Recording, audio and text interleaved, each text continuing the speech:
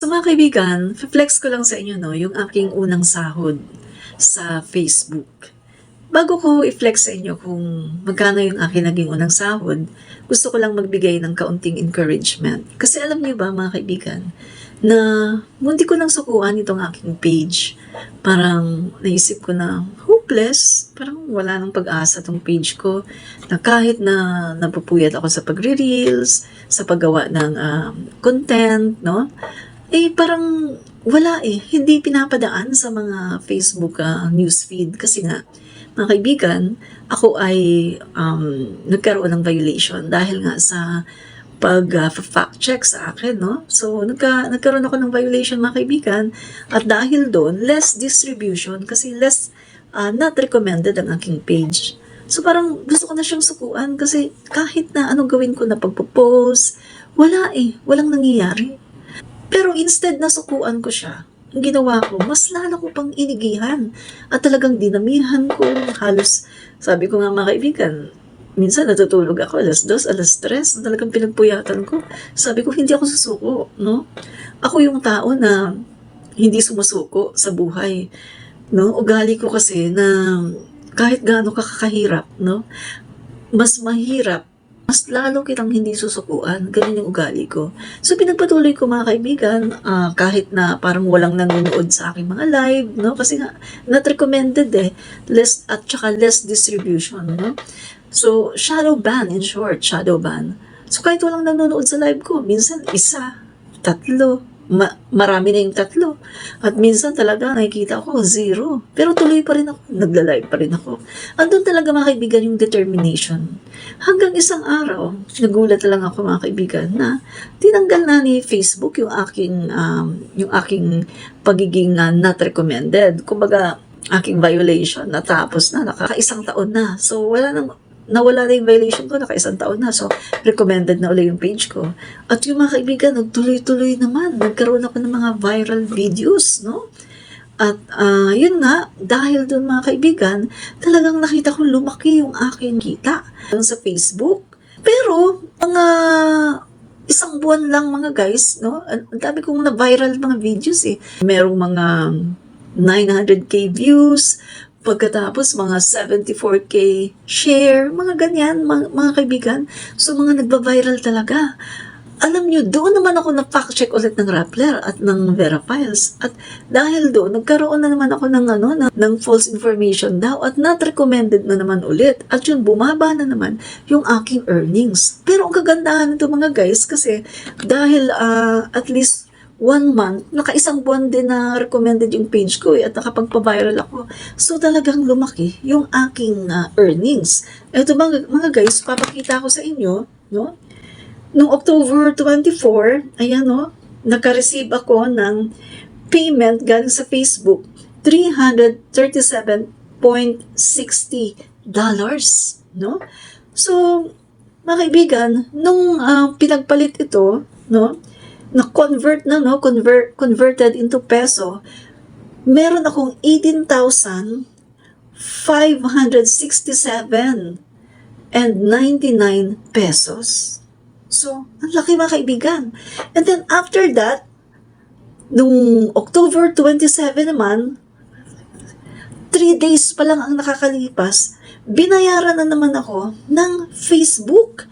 Nagkaroon ako mga kaibigan ng $26 nung October 27 sa aking dashboard at inilagay ka agad-agad ni Meta sa aking PayPal account at nung na-convert ito ay 1,430. Kaya mga kaibigan, kapag i-add mo yan, no, pumapatak na nasa 20. Pumapatak na nasa 20k yung aking unang sahod kay Meta. So sabi ko mga kaibigan, talagang totoo. Meron talagang pera dito sa Facebook. Kung ang gagawin lang natin, huwag natin susukuan.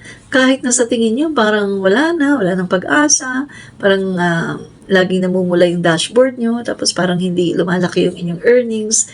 Mga guys, huwag lang kayong susuko. Ang payo ko sa inyo tuloy-tuloy nyo pa rin. Tapos, basta, kailangan masipag lang kayo na everyday talagang mag-upload kayo ng mga videos. At kung kaya nyo na mag-live kayo mga kaibigan. Ngayon, kung hindi nyo kaya na magsalita, nahihiya kayo, hindi, kahit i-live nyo lang yung mga pinupuntahan nyo, mag-live kayo kapag pupunta kayo, namamasyal kayo, i-live nyo, pero wag nyo nalang lalagyan kung saan kayo banda pumupunta para at least hindi alam kung saan ang inyong exact location, no? For security purposes din. So, yun lang mga guys, no? Sipag lang talaga. Kasi lahat ng mga sipag, lahat ng mga ginagawa natin dito sa Facebook ay hindi mawawala ng kabuluhan. Darating at darating din mga guys ang inyong breakthrough. At saka, tama pala yung sinasabi mga guys, na basta upload ka lang nag-upload kasi hindi mo alam kung kung kailan ka mag-viral. Kasi darating talaga sa'yo na meron ka talagang mapapa-viral na videos.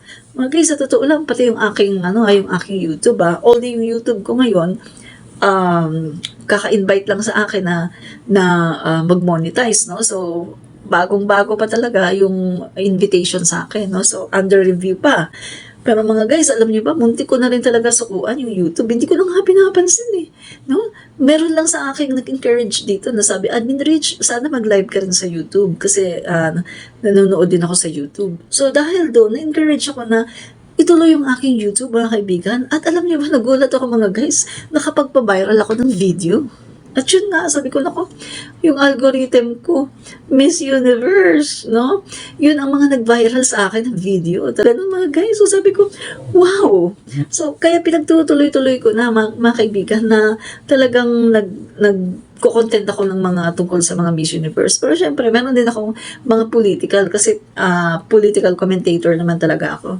So, at least mga guys, na eto, talagang nakikita ko na totoo naman pala talaga, hindi naman pala scam, na meron talagang pera sa Facebook. Sipagan mo lang. So ito mga guys, so tingnan mo yung mga yun, no? At saka, huwag mong sasabihin na binabawasan ni Meta yung kanilang kita. Mga kaibigan, hindi po binabawasan ni Meta ang inyong kita at hindi po yan nawawala. Alam niyo po, sa dashboard kasi natin, ang pinapakita dyan, laging updated siya everyday updated siya, every 3 p.m., no? Alas 3 ng hapon, updated siya. So, every 28 days po ang pinapakita palagi. So, minsan, aakalain nyo na binabawasan ng Meta yung inyong earnings kasi, ngayon, nasa 24. Bawa lang $24. Tapos magugulat ka ng kinabukasan, nababawasan. Kasi mga guys, ina-update yan ng Meta every day yan, 28 days lang ang pinapakita niya. So, akala nyo binabawasan, pero hindi po binabawasan. Kung ano yung mga earnings nyo, andun po talaga yun. At yung mga earnings nyo po na hindi pa umabot ng $25, on hold lang po yan. Pero once na naipon yan, pagkatapos na-reach nyo ang $25, automatic po yan, ilalagay po sa inyong account. Kung PayPal man kayo or bank account, automatic po yan.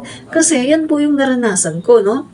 Kasi meron akong mga $1, $2, 0.1 cents, no? Na dollar. Naka-on hold lang, nakalagay on hold. Pero, nung nabuo na, nakarami na siya, naka-$25 na siya. Nagulat na lang ako, nakalagay, process, pagkatapos, nagulat na lang ako, paid. Tapos, ayun na mga guys, ilagay na sa account ko. So, hindi pala talaga siya nawawala. Ilalagay talaga yan sa account niyo. Sa inyo yan. Hindi po scam sa Meta. Totoo po yan. Tiyaga-tiyaga lang. Kasi, lahat po ng tiyaga may nilaga. Darating yung time, makakapagpa-viral kayo ng video. Darating yung time na talagang kikita kayo dito sa Facebook. At once na kumita na kayo mga guys, magtutuloy-tuloy na yan. Basta hindi lang kayo magkaroon ng violation. At hindi lang mawala ang inyong monetization. Mga guys, simple lang yan kapag nagkaroon ng violation ng yung isa yung video, delete nyo kaagad mga guys. Ganyan nangyayari sa akin. Delete kaagad and then bumabalik siya kaagad. Merong mga violation, katulad ng mga false information, hindi kaagad siya nawawala. Pero kapag yung mga violation lang na yung mga simple lang, kung yung mga copyright issue lang, mga flag content, pag dinilit mo yung video, okay na mawawala agad. Pero kapag yung na-fact check ka, tapos false information, yun guys, matagal. Tapos shadow ban. Pero hindi ka yun makakapagpawala ng iyong monetization. Usually, ang dito sa dashboard ko sa Facebook ko, na-observe ko lang, ang makakapagpawala ng monetization mo kapag meron ka mga copyright, meron ka mga flag content, doon nagkakaroon ng red yung aking yung sa monetization ko, tapos nakalagay hindi daw pwedeng mag-monetize. Pero kapag yung false information, nagkaroon ako dalawa sunod-sunod pero hindi nawala yung aking monetization. Kaso yung aking page naman naging not recommended. So dahil doon, less distribution, shadow ban. So, napakakaunti ng aking views at sobrang kaunting-kaunti ang aking kita. No? So, kapag nawala na yung mga guys, lalaki na naman ulit yung kita ko dito sa Facebook. Kaya encourage ko kayo, huwag kayong magsasawa. Mga guys, kung wala naman kayong work, i-push nyo na yung pagiging content creator. Kasi may pera sa Facebook. Yun lang guys. Admin Rich.